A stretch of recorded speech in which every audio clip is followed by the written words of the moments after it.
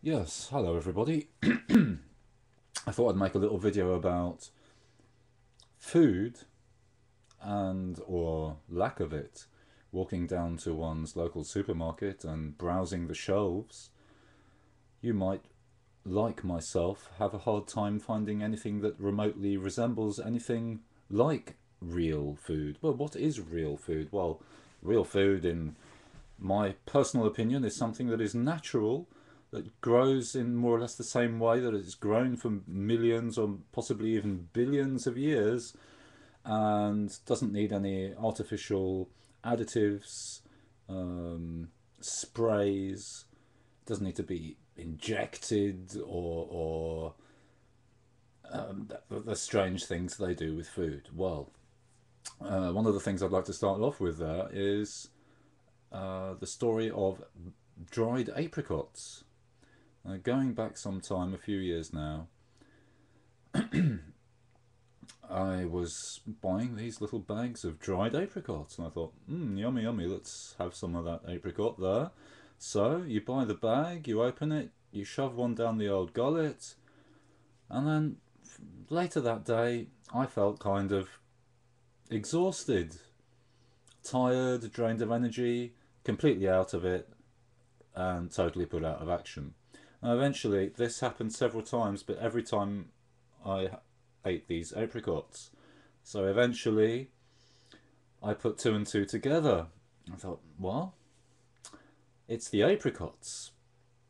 So I had a look at the packet. So I picked up the packet and had a look at it. And I mean, I didn't really expect to find much there except for apricots and the fact that they're dried, which isn't really an ingredient. But looking at it, so there you go. There are ingredients: apricots, dried apricots, and E220. Hello, what's this then? E220. So you look it up on the net, or in a e-numbers book. You can also look it up on an e-numbers book. And this is what you find, well, what I found just a moment ago. I've seen it before, but I needed to have a little refresher. E220, sulfur dioxide. A preservative derived from coal tar. Sulfur additives are toxic, and in the United States of America, the Federal Drugs Administration, that's the FDA, have prohibited their use on raw fruit and vegetables. Now, it's funny they should say that, because this is exactly where they're putting it, in dried fruits. Like the other day, I made the mistake of buying some dried papaya that I thought would go very nicely with the Brazil nuts that I'd bought there, but I forgot to check the ingredients and I ended up poisoning myself with sulfur dioxide E220, and I was put out of action, more or less. I mean, not totally out of it, but you know, totally drained of energy, runny stomach, vomiting, totally drained. Feel like you've been poisoned because you have been poisoned. It took me about 4 or 5 days to get back to normal-ish after that round. So yeah, anyway, sulfur dioxide is produced by the combustion of sulfur or gypsum.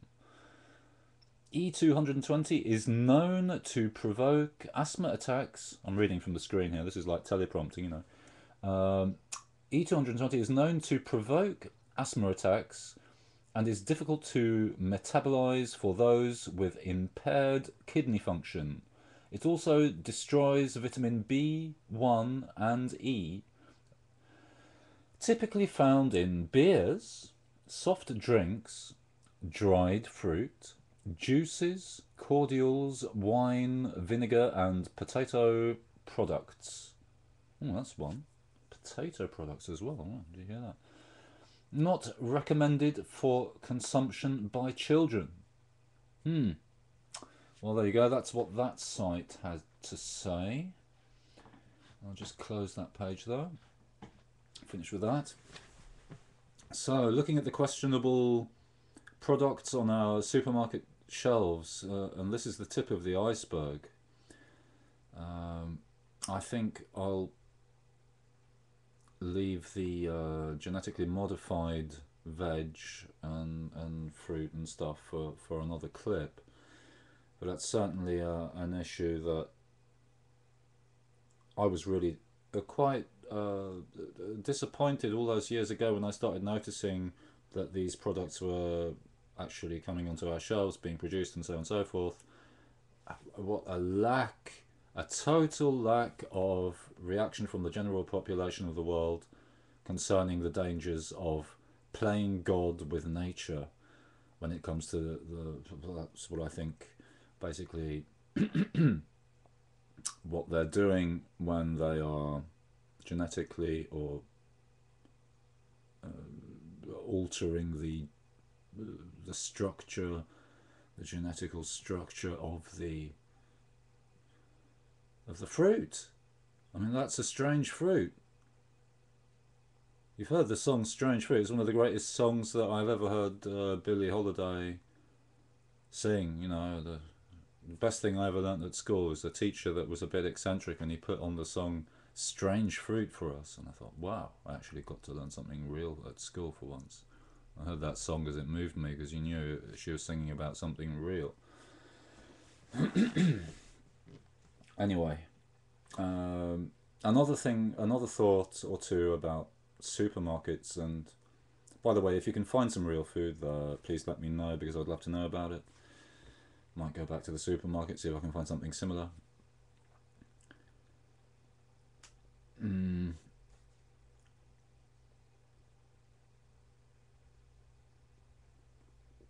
What the heck was I going on about? Yeah. Another thing about supermarkets. You see a product packed in a little packet on the shelf, and you don't necessarily see the process that's gone behind it. Like for example, you might buy a pair of jogging shoes with well-known company names, logos, and stuff all over them, like Adidas and Nike and all of that.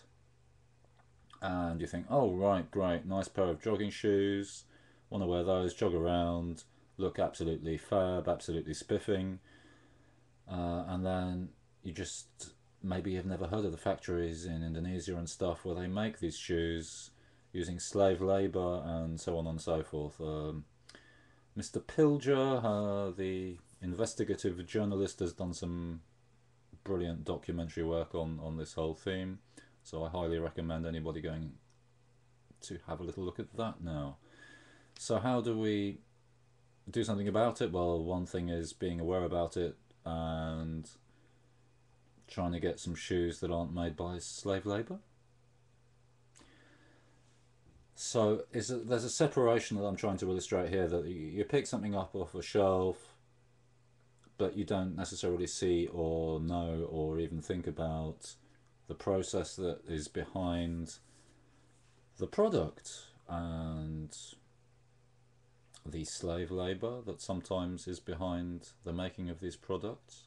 Another very questionable thing that's been happening here in Norway is that Norway has been a fishing country for ages, and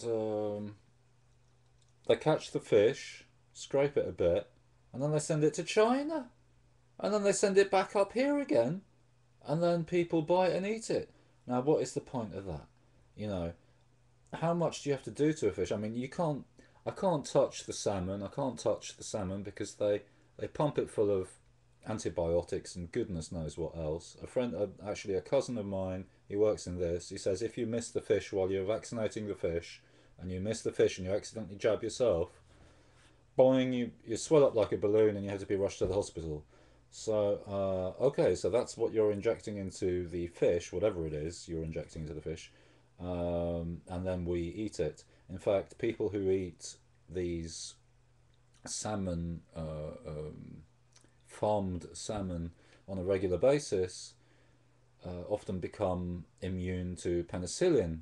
Won't have an effect on them anymore because they've been getting penicillin into their bodies far too regularly through the use of eating and consuming, digesting farmed salmon. Okay, that will be all for now. Thank you very much. It was just a little video test. I'll be back with some more. Be sure about it.